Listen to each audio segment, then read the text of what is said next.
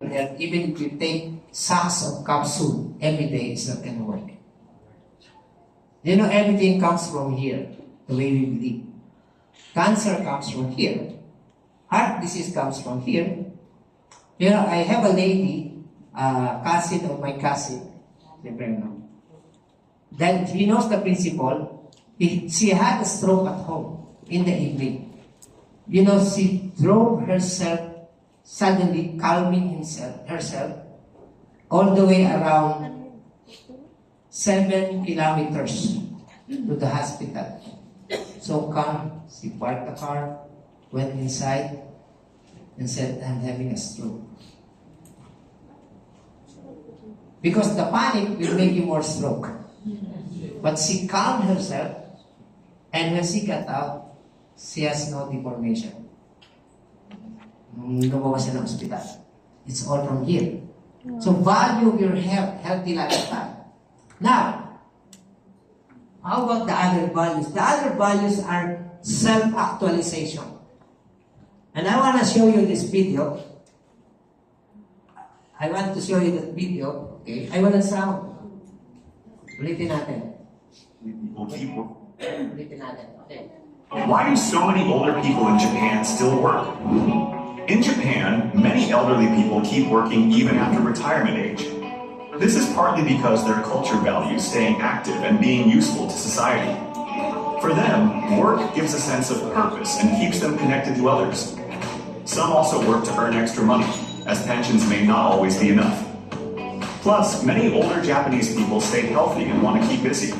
It's a mix of tradition, health, and practical needs that keeps them working. Sense of purpose. Purpose. That's the reason why everywhere there's a lot of senior citizens that having value. You know, my sister, she's retired, she lives in Qatar for 25 years and she came back to the Philippines. Healthy naman, no? Natapilok siya, meron siyang hematoma dyan. And for 2 weeks, she was limping like that because I keep on visiting in the province. And she never visited the doctor about it. And I told her, nagalit ako okay? Hindi pinapatagal yan. Ay, hindi, nawawala na yung sakit. You know why? Because para sa kanya, wala naman ako ibang gagawin na retired na ako Okay lang yan.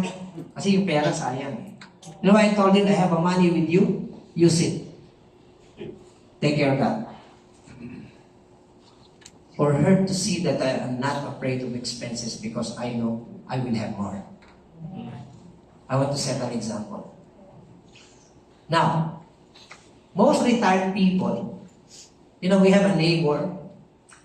He is retired and also he wanted is just to take care of the apos. No?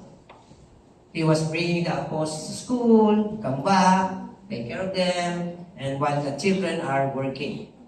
No? Work.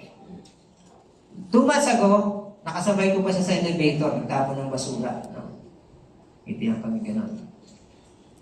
Last week, I saw them sitting in the beds in the hallway of the condo.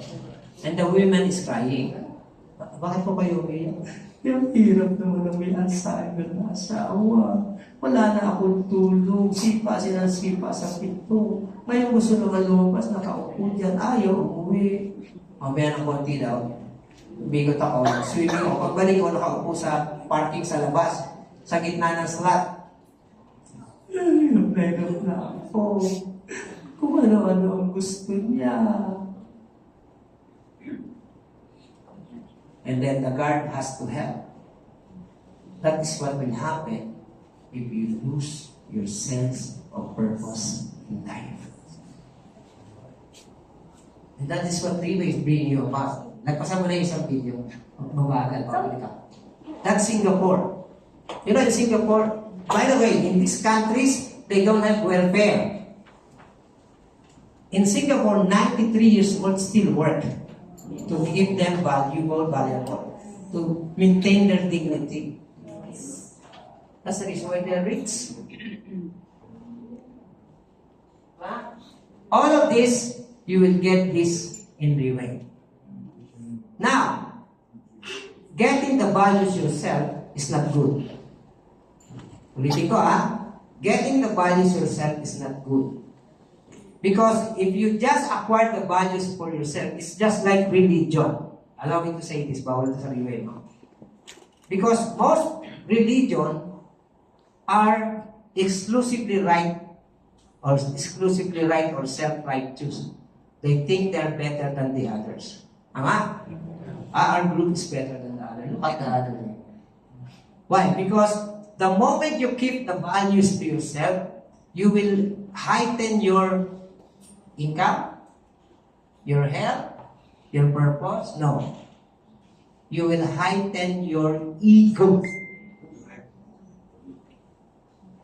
That's the reason why the core values is our contribution to society. We will bring the 6 core values to people so that their life will change. Don't keep it to yourself. Forget about yourself. You will get it. Do you know that you can only acquire values if you pass it on to other people? It will never work to you.